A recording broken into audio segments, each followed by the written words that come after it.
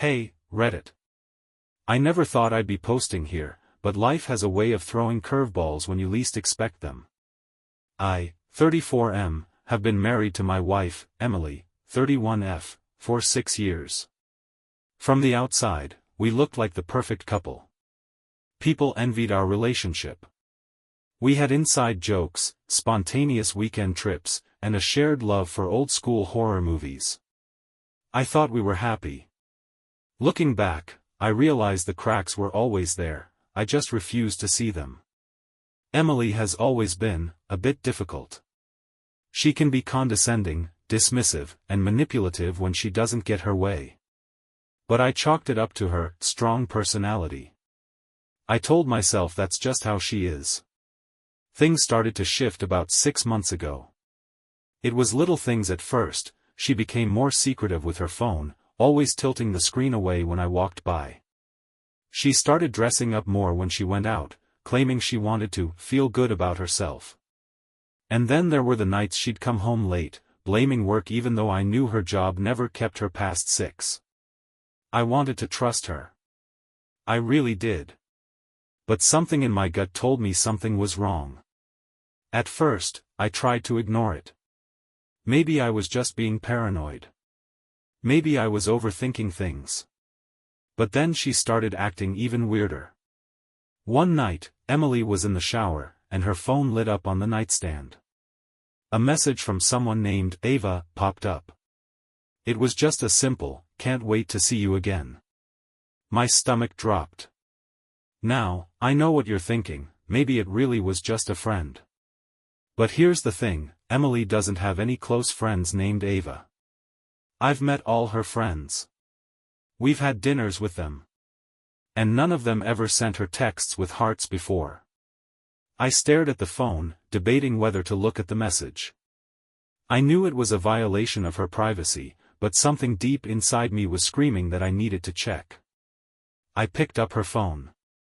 Locked. Of course. That's when I noticed something else. She had changed her lock screen.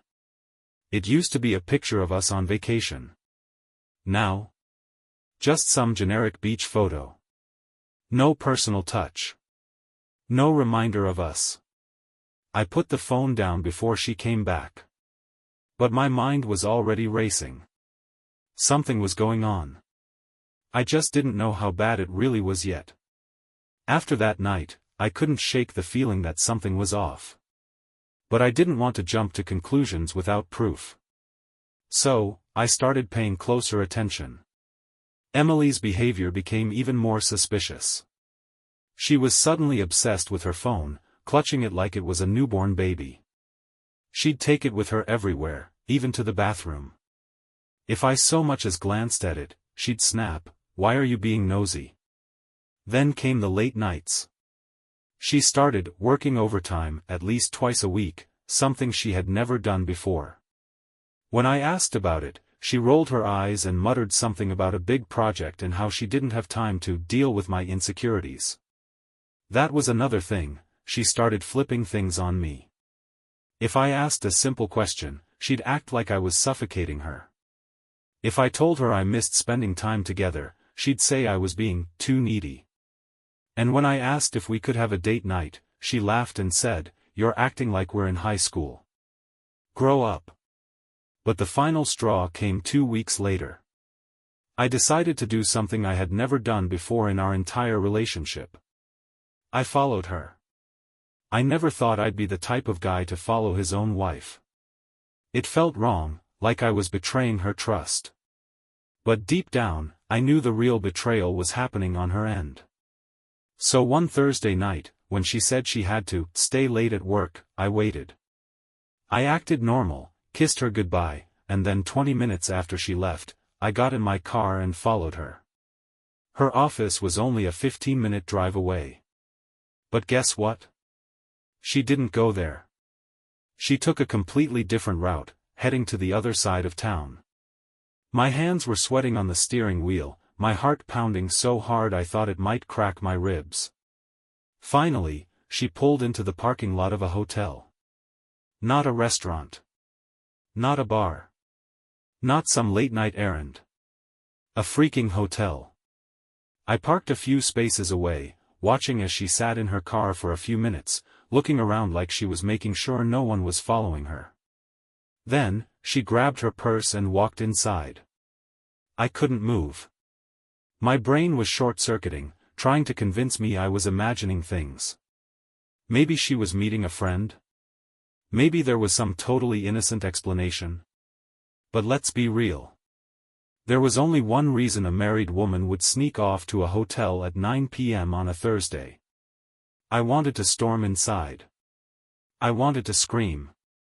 But instead, I sat there, gripping the steering wheel so hard my knuckles turned white, watching the entrance like a man who just realized his whole life was a lie. And then, about 15 minutes later, he walked in. A tall guy, dressed sharp, probably mid-30s. Someone I had never seen before in my life. He didn't hesitate. He walked in like he'd done this 100 times. And just like that, I knew. I knew my wife was cheating on me. I sat in my car, gripping the wheel so hard my fingers went numb. My mind was screaming at me to do something, storm inside, catch them in the act, make a scene. But my body wouldn't move. Instead, I just sat there, watching the hotel entrance like some pathetic, heartbroken idiot. I kept hoping, praying, that maybe, just maybe, this was some kind of misunderstanding. But deep down, I knew the truth. Minutes dragged by. My breathing was uneven. My whole chest felt tight, like someone had wrapped a steel band around my ribs and was squeezing. After about an hour, I finally forced myself to move. I wasn't about to just go home like nothing happened. I needed proof. I needed to see it with my own eyes. I got out of my car and walked inside the hotel. The guy at the front desk barely glanced at me as I made my way to the elevator. I had no idea what room she was in, but I figured if I waited long enough, she'd have to come out eventually. So I waited. And waited. Finally, after what felt like an eternity, the elevator dinged. The doors slid open, and there she was. Emily. Hair messy. Shirt slightly wrinkled. Looking at her phone, smiling at something. She didn't even see me at first. But when she finally looked up, her face went pale. For a split second, Emily just stood there, frozen like a deer in headlights. Then, just as quickly, she schooled her expression into something colder, something almost annoyed. "What the hell are you doing here?" she hissed, shoving her phone into her purse like a guilty teenager caught sneaking out. I could feel my pulse pounding in my temples. My fists clenched at my sides. There were 1,000 things I wanted to say, a million ways I wanted to scream at her. But all that came out was, "Shouldn't I be asking you that?" Her lips parted like she was about to come up with some excuse, but for the first time in our marriage, she had nothing. No quick lie. No sarcastic deflection. Just silence. And then, because of course, my night wasn't bad enough, he walked out of the elevator behind her. The guy. Tall, smug-looking, like he didn't have a care in the world. He barely even reacted when he saw me standing there. In fact, he had the audacity to look bored. Emily, on the other hand, was panicking. "It's not what it looks like," she blurted out, stepping in front of him like she could physically block the truth. I laughed. Actually laughed. A bitter, hollow sound that even I didn't recognize. "Oh really?" I said. "Because it looks like my wife just stepped out of a hotel room with another guy." "But please, Emily, enlighten me. What exactly am I supposed to think?" She floundered, eyes darting between me and Mr. Smugass, who still hadn't said a damn word. And that's when she made the biggest mistake of all. She lied. "He's just a coworker. We were working late." I stared at her, my entire body numb. She wasn't sorry. She wasn't ashamed. She wasn't even trying to own up to it. She was still trying to gaslight me even after getting caught red-handed. I exhaled slowly, nodding. Right. A coworker. At a hotel. Late at night. And you expect me to believe that? Emily crossed her arms, her face twisting into an expression I knew all too well, defensiveness mixed with just a hint of contempt. Believe whatever the hell you want, she snapped. If you're gonna be crazy and paranoid, that's your problem, not mine. That's when I knew. She wasn't sorry. She wasn't regretful. She was just pissed that she got caught. And I was done. I don't know what I expected. Maybe some guilt. Maybe a desperate apology. Maybe anything other than the sheer arrogance Emily was showing me in that moment. But no. She just stood there, arms crossed, rolling her eyes like I was some irrational idiot for being upset that my wife was stepping out of a damn hotel with another man. Meanwhile, her coworker finally spoke. Dude, maybe you should calm down, he said, voice dripping with fake concern. This isn't a good look. A good look? A good look?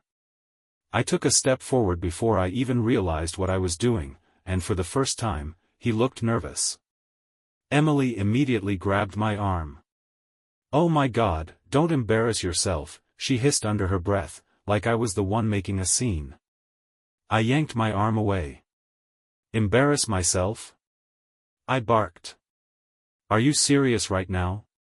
You're the one sneaking around in a hotel with some guy, and you're worried about me embarrassing myself? Emily let out this loud, dramatic sigh, rubbing her temples like I was giving her a headache. You're being ridiculous, she muttered. I already told you, it's not what it looks like. And that's when I snapped. I was done playing her game. I pulled my phone out of my pocket, unlocked it, and held it up. Cool, I said. Then you won't mind if I send this little moment to your parents? Or maybe our friends? Oh, wait. How about your boss? Since this is work-related and all. For the first time that night, real panic flashed across her face. You wouldn't. I just smiled. Try me. She opened her mouth, probably to spit out more lies, but I didn't give her the chance. I turned around and walked out. I could hear her calling after me, her tone suddenly softer, more desperate. But I didn't stop. I got in my car, started the engine, and drove off. And just like that, our marriage was over. The drive home was a blur. My hands were gripping the steering wheel so tight my knuckles ached, but my mind was somewhere else. Spinning. Racing. Trying to process the fact that my entire marriage had just imploded in a hotel lobby of all places. When I walked into our house, my house, it felt different. Cold. Empty. Like I was stepping into a stranger's life. Everything in here had been built with the assumption that we were a team. The photos on the walls. The furniture we picked out together. Even the stupid coffee mugs in the kitchen. And now? All of it was a joke. I paced around, my heart still pounding. I didn't know what to do with myself. Should I start packing her stuff? Should I call a lawyer? Should I scream? My phone buzzed. Emily. I ignored it. It buzzed again. Then again. Then a text came through. Emily, can we please just talk? Oh, now she wanted to talk. After gaslighting me? After cheating on me? I didn't respond. Instead, I did something I never thought I'd do. I grabbed my laptop, sat down at the kitchen table, and started looking up divorce lawyers. I barely slept that night. My mind kept replaying everything, Emily's lies, her smug attitude, the way she only panicked when she realized I might expose her. By morning, I had made up my mind. I wasn't going to be the guy who stuck around, who let himself get manipulated into working through it. I wasn't going to let her twist this around and make me doubt my own sanity. I was done. At exactly 9 a.m., I called a divorce lawyer. The guy sounded sharp, no nonsense, exactly the kind of person I needed on my side. We set up a meeting for the next day. Emily must have sensed the shift, because that's when she really started trying to do damage control. She came home that afternoon, acting like nothing had happened. She walked in, set her purse down, and sighed dramatically. "Can we please just talk?" she said, like she was exhausted from my behavior. I didn't even look up from my laptop. "There's nothing to talk about." She scoffed. "Oh, so that's it? You're just gonna throw away 6 years of marriage over a misunderstanding?" I laughed. Because wow, she really thought she could still gaslight me. "A misunderstanding?" I said. "Emily, I literally caught you walking out of a hotel with another man. I don't need to hear whatever BS excuse you've come up with overnight." She folded her arms. "Fine. You want the truth? You've been so checked out of this marriage, I felt like I didn't even have a husband anymore. Maybe if you paid more attention to me, I wouldn't have had to look somewhere else." And there it was. The classic, "it's your fault I cheated," defense. I stared at her for a long moment, then stood up. "Cool. So now you don't have a husband at all?" Her face twisted. "You're seriously divorcing me over this?" "No," I said. "I'm divorcing you because you're a liar, a manipulator, and a cheater. The hotel thing was just confirmation."